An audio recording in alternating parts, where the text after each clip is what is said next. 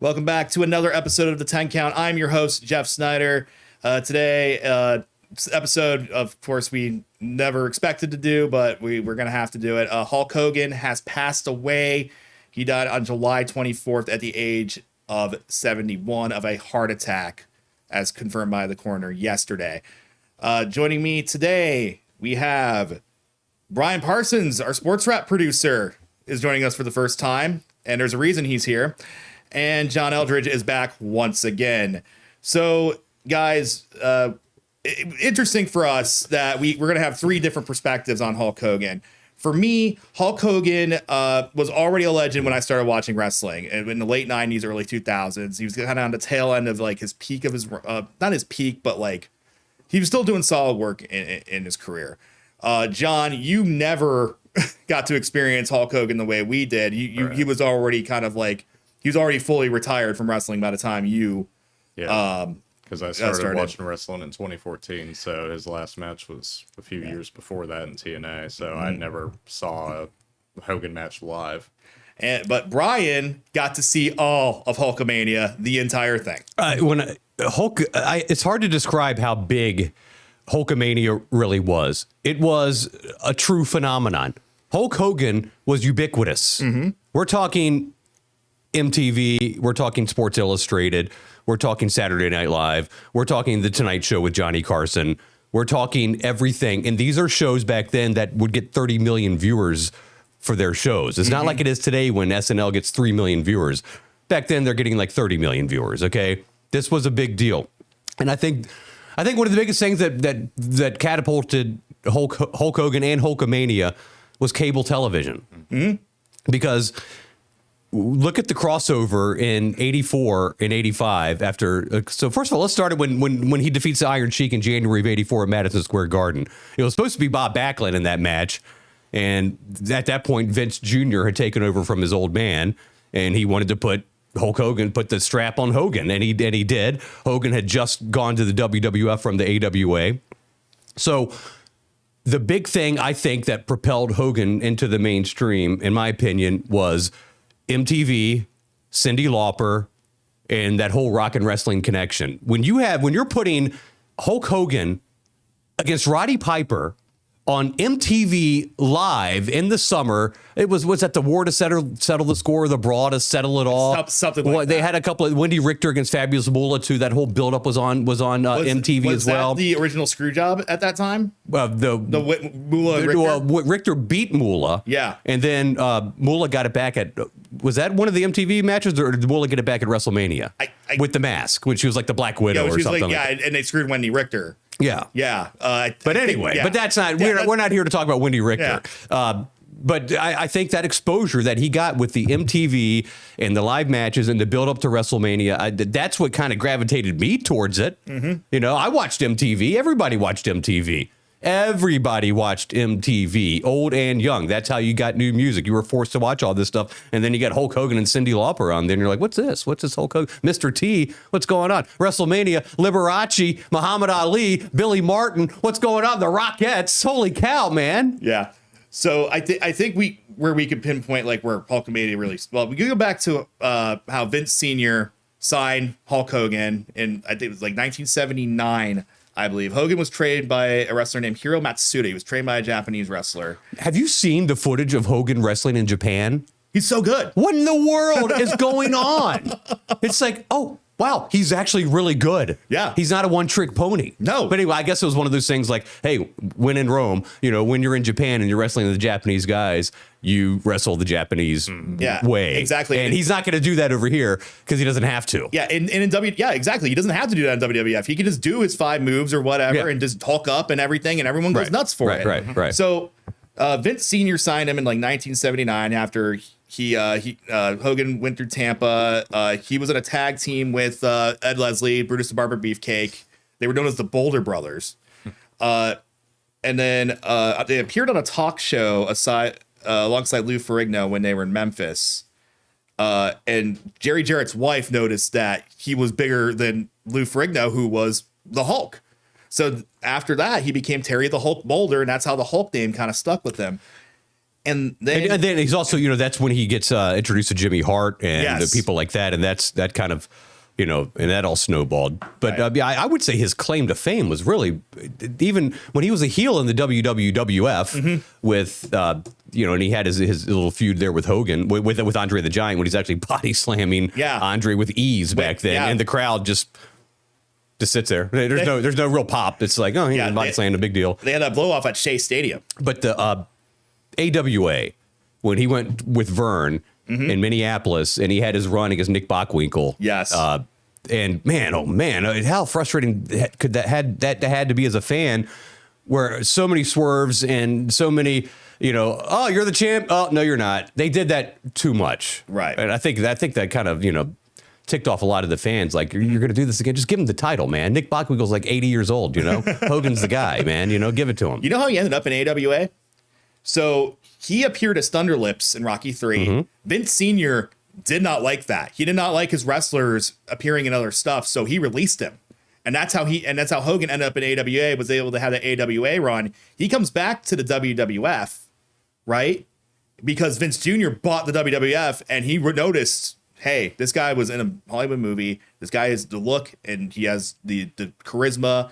He could be my centerpiece when I take this national. Well, Vince knew the crossover appeal. I mean, that was a huge deal. When he had to mortgage his whole life basically for WrestleMania 1, the first one, with the closed circuit locations and all that. But so I wanted to talk a little bit about Hulk Hogan in relation to Virginia. Yeah. And at that time, in '84 when he won the championship, the 4-year run the first time, the WWF wasn't a big deal in Hampton Roads.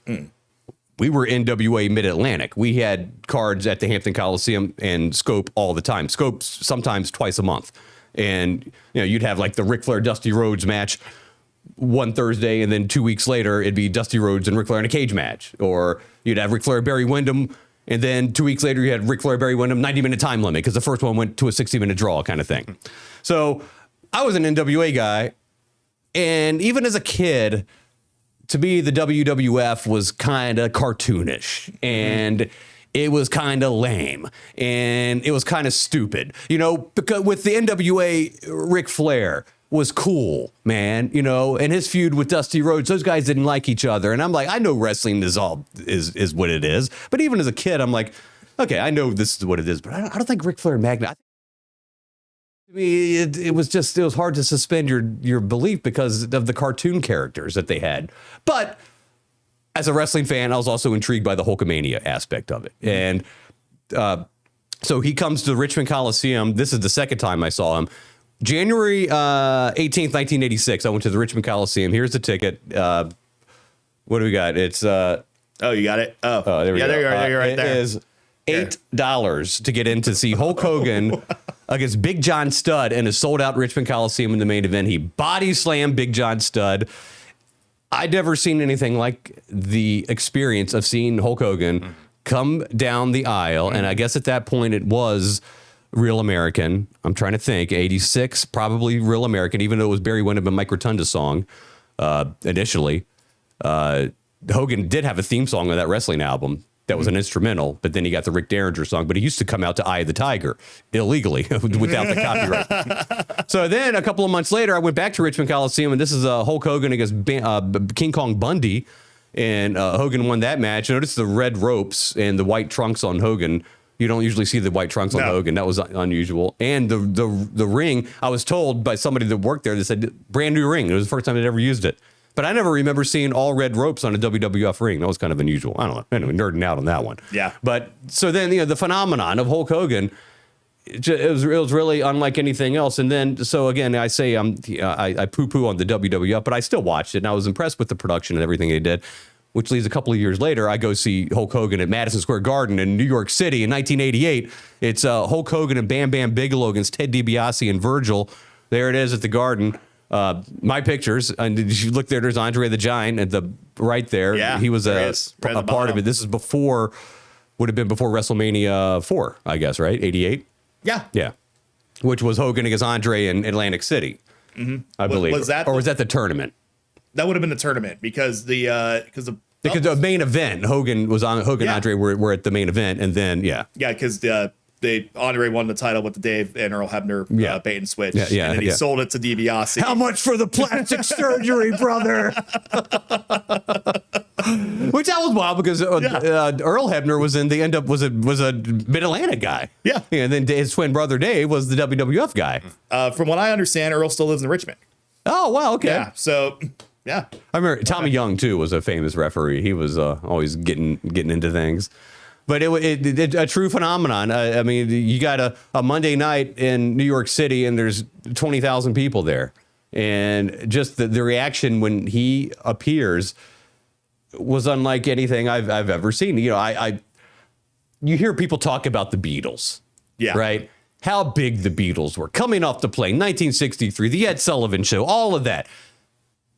Hulkamania, Beatlemania, I'm telling you, man, it really was a true phenomenon. It was huge. I cannot overstate how big of a star he was. Bigger than The Rock and bigger than more. I don't know. I think he's probably bigger than The Rock. I think there's only one guy who would ever be bigger than him. It's Austin. Because Austin was the most popular guy at the most popular time. He was, but don't discount the popularity of wrestling back then either. No, I'm not. I think it was even who knows? I mean, different times, different metrics and things like that, but a true phenomenon. And then in 91, when Ric Flair left the NWA to go to the WWF, that was a huge deal. I mean, I cannot overstate how big of a deal that was. That was incredible. He left as the NWA champion. He brought the championship belt with him because of a deposit or something like that. And then when he showed up with it, it was crazy. So then at this point, 91, okay, we're talking like senior year of high school for me. My interest in wrestling kind of wanes a little bit. You know, you got things going on in life, when you're a teenager at that age, Yes. But then at Richmond Coliseum, it's the WWF is coming back. And I see me and my friend James Gallagher. It's Ric Flair against Hulk Hogan at the Richmond Coliseum. I'm like, I can't believe this match is actually even going to happen. I can't believe it. I can't believe I'm going to be able to see this. So we scrounged together $10 because we were poor, and we drive up to Richmond Coliseum, Hulk Hogan against Ric Flair. So imagine this is NWA territory. This is Ric Flair country. This is not Hulk Hogan country. Hogan is the face, Flair is the heel. Hogan got booed out of the building and Flair standing ovation cheering. It was the coolest thing I'd ever seen. I couldn't believe it. This is so cool for me because Brian, you save everything. You have saved everything from anything you've ever done in your life. This guy has photo albums of every concert he's ever been to. He's got ticket stuff from every show he's ever attended. And just to see, we could probably spend hours talking about wrestling and just Hulk Hogan in general and just all the stuff you've saved and taken pictures of over the years. Yeah, I'd like to do a little show and tell some of my best pictures, Absolutely. Yeah, I mean that's and these aren't even scanned on these were scanned on a Xerox machine. If we actually did use an actual scanner and get them a little more high quality. I like that one too because you can see Andre, see him in the crowd pointed at Hogan. Yeah, down in the see his big head. I'm born at you, Hogan. And that was an Andre, although he didn't wrestle in the match, he was there and he got in. He did some stuff in the ring, so it was I could say I saw Andre, right? Yeah. I mean, Andre was at the tail end of his career there, but and Bam Bam was kind of in the middle of right before he got kind of big too. Yeah. So yeah. Well, this would have been this January 8th. So then, a year later, he's in the NWA. Yes. With he's at Starrcade 88 was at Scope, sold out Scope. It was, I think it was Bam Bam Bigelow against Barry Windham for the U.S. Heavyweight Championship. Wow. Ric Flair against Lex Luger, Dusty Rhodes and Sting against the Road Warriors. Rick Steiner against Mike Rotunda, and for the World Television title, they were members of the Varsity Club together. Yes. And Rick Steiner won the TV title, and it was literally maybe one of the loudest pops I've ever heard. That was the first title change I ever saw. That was pretty cool. It's a great card. Yeah, it was a great card. It was Starrcade 88. Yeah. Midnight versus Midnight. Paulie and Jim Cornette, that whole thing. So it was, that was a good one. Yeah. Sold out Scope. But then Hogan did come back to Scope. Oh, no. We're talking about Scope. So WWF finally comes to Norfolk in 1990, and it's a Sunday afternoon matinee, 2 o'clock deal.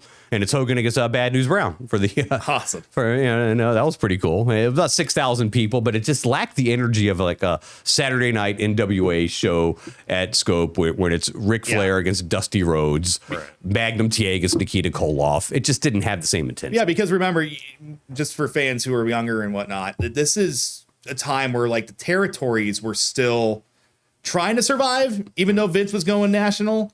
And, there was still a lot of loyal Jim Crockett fans, NWA fans who, still wanted to watch that stuff. They want to watch their stars. They didn't want their guys going to the WWF. So, but eventually Ted Turner comes in, buys Jim Crockett and makes WCW and starts poaching wrestlers from Vince. And one of those wrestlers, because, Hogan in WWF, he through the early 90s, Hulkamania, starts to die down a little bit. They start having to create new stars. Maybe the steroid trial. And the steroid trial. I think. I mean, Hogan lost 25 pounds. Yes. He didn't look the same. No, he did not after that. So he has the whole debacle at WrestleMania 9 where he comes in and beats Yokozuna for whatever reason. It was really weird. Yeah. But then after that, he decides to leave WWF. He was trying to do more Hollywood stuff. He was in movies. Suburban Commando is Super bad movies, man. very bad movies. Super Nanny, was that one? Was that something Nanny, or was that Sounds right. something. a horrible movie? Thunder and Parrot, all that, everything he did was bad, man. They were the only good Those movies were awful. Yeah, No Holds Barred, they're terrible. They're all terrible movies. You think wrestlers would be good actors, but that's not always the case. Yeah. And he was not a great film actor. Now we have guys like, Dwayne Johnson, Dave Bautista, who've gone from wrestling. No, he was no Marlon Brando. He was not Marlon Brando. No. He was not James So he Bond. goes to WCW, and one of the things I noticed was, again, the pops weren't the same, man. Those WCW fans were not really cheering him. No, they weren't Until he tried to get fans to boo him, and then they started to cheer him. Exactly. That's like it usually works. Yeah. The greatest, because the wrestling fans started to become smarter, Yes, they did. I was a smart fan at 13 back before there were many of the smart. I mean, I got the dirt sheets, and there was a radio show, Rich Mancuso, WFAN in New York, that was Saturday nights at like 1 a.m. and you could pick it up, and it was like wrestling scoop talk, and he'd give you the scoops, man. So I was always trying to find the edge and all that kind of stuff, Yeah. But even back then. But the Hogan is a heel. What did you? So you probably know more about that part of his career, right? For the most part, yeah. I mean, that's probably one of the best heel turns ever, I'd say. I think it's the best heel turn ever. Yeah, it's up there. It's either one or two. And, I mean, yeah, I'd say I know a little more about the WCW portion for better or worse overall. Because, I mean, with that start in the NWO, that whole run that they had for, 3-4 years? It was like a 3-year run where it was like kind of normal, and then they did all the fracturing and all that then stuff. there was Didn't like a make any million sense. members, Yeah. Everyone was in the NWO unless you weren't. Exactly. Yeah, it did get watered down. Completely. And then Just like the company did. But what a phenomenon it was. It was. It was a huge thing. It kind of put WCW back on the map, and they won the ratings war for a little bit, and it forced the WWF to kind of Step their game up. Yeah, and they did, obviously. Well, one of the biggest storylines of the late 90s with Hogan was he wrestled in matches against celebrities, right? He wrestled against Jay Leno, or wrestled with or against Jay Leno. It was Hogan and Jay Leno against. What was that one? I can't remember who they were against. But the bigger then one, it was Hogan and Carl Malone against, or Hogan and Dennis Rodman against DDP and Carl Malone. Yep, look at that. and again, this is taking a page from the Vince McMahon playbook of the 80s, is the cross promotion. Right. You say, oh, Jay Leno, that's dumb, right? Well, Hogan was on the Tonight Show with Jay Leno promoting this. So that's eyeballs and people and curiosity and buy rates on the pay-per-views back then. So It's still a thing today. you're right. Yeah, completely with the Travis Scott And and Jelly Roll's going to be on the card tomorrow. Tyrese Halliburton. Yeah, before he hurt himself. Yeah. Unfortunately. Yeah, man. I mean, the David Arquette, that was taken as that took it a little too far. That was way too far. Was that what's his name though? That was Russo. Yeah, that was Russo, and Hogan had a huge public falling out with WCW because of Russo. Like he went to the ring and said, "I'm never work." He laid down for Jeff Jarrett, and that was the last time we saw him in WCW. And then Russo came out. We're not seeing this piece of crap out here ever again. He didn't say crap. I think one of the things too about Hogan, we can't sugarcoat the fact that he was not a team player. He was a very selfish wrestler. He looked out for himself, and it was all about him. No, if you were a friend of Hulk Hogan's, you were booked very, very generously. Look, how is Brutus Beefcake? Yeah. And Earthquake and those guys, yeah, his bros. I mean, his bros. He booked his bros right, and that's a big problem that WCW had. We could spend a whole freaking day talking about WCW and how everyone had creative control who shouldn't have had it. Yeah, exactly. But so he leaves WCW, then Vince buys WCW. So and then he gets the NWO to come back, and Hogan's back. He's still a heel. Then he has a match with The Rock at WrestleMania. Oh my gosh. What? One of the greatest professional wrestling moments of all time. Maybe the greatest for a lot of people. It's up there for me. It bridged the gap between the old school fans and the new school fans. That pop in Toronto at the Sky Dome, unbelievable. The moment of realization on looks on both of their faces when they're like, "Oh, we're doing this. Yeah. We're switching roles." I mean, The Rock to wrestle as a heel, and Hogan. Well, I'll say this about Hogan: he wrestled like a heel as a face. Think about it. The eye rakes, all that stuff, man. He didn't wrestle as like a face. No, he wrestled like a heel, even as a face. But what an incredible moment that was. Sky Dome. Yeah, there's Mike Chioda there, the referee, and you can't have Hogan win. No, that's just not how it would work, man.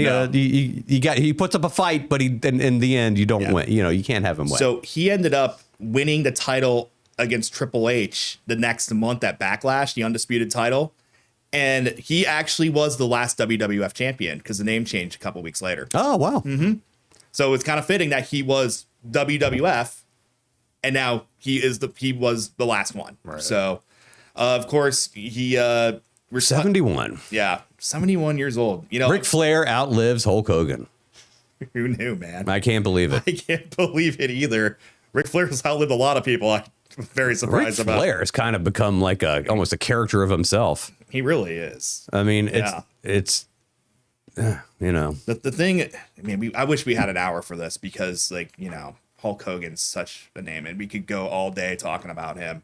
Of course, he retired from the ring after probably about 2012, I would say, after his TNA run, which wasn't great. Yeah, we won't talk. And then he just kind of became a guy who showed up every once in a while. He had that incredible promo at WrestleMania 30 where he called the Superdome the Silverdome brother. He also was shilling a lot of product. Yeah. The last time we saw him, he was trying to shill his beer and no one was having it. No. And that was the first Raw of this year. And unfortunately, the last time we all saw Hulk Hogan, he was booed relentlessly. Yeah, he was booed out of the building. Yeah. So that does kind of suck. And, he also had, he did say some pretty indefensible things. Yeah, he did. But that's a different topic for a different time. We're here to talk about him. His life, the professional wrestler, Hulk Hogan. We're not getting into the outside the ring. We're talking inside the ring. Inside the ring, in Hollywood, and his attempt at being Hollywood Hogan. I swear there was it Super Nanny, Mr. Nanny? It was Mr. Nanny. I think that's what it was called. That's when everyone was getting a film. Yeah, Mr. Nanny, Hulk Hogan. He's wearing a tutu. Oh man, sure is. Yeah, just the legacy of this guy. I mean, we're going to talk about. They say Hulkamania lives forever. They always say that was always a catchphrase. It is going to live forever as long as people who were alive for it and remember him and as a wrestler and his impact on pop culture cannot be understated, as we said at the beginning of this. So, and he did do a lot of good things. I saw a lot of clips of him with children and going to hospitals and doing those things on his. He was with fans. Well. Correct. Yeah. He was the most requested Make-A-Wish in the 80s. Oh wow. Mm-hmm. Interesting. Yeah, just like how Cena is now. Yep. Hulk Hogan was that. And those guys don't have to do that. No, they don't have to do that. They do it. They take the time to do it because they know it's important to the kids. Yes. And that's what it's all about. I mean, like pro wrestling, I mean, we're 3 grown men talking about professional wrestling, but what's professional wrestling really for? It's for the kids. It's for the kids. Yep. It's for the, I mean, maybe not in late 90s WWF, but now they kind of done a really good job making it for literally everybody. So, well, unfortunately, we are out of time for, we needed to do an hour for this, but unfortunately, We did, man. We're only 24 minutes goes by like that. Maybe we'll do a part 2 eventually once the dust settles and we get more clarity and we could really reflect on. It felt like it was as quick as King Kong Bundy against SD Jones at WrestleMania 1. Do you know 11 seconds or something Look like at you. You know. All right. Very good.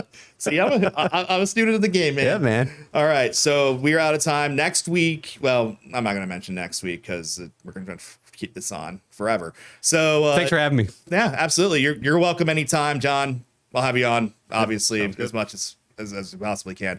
So for Brian Parsons, John Eldridge, I'm Jeff Snyder. This has been the 10 Count. We will see you next time.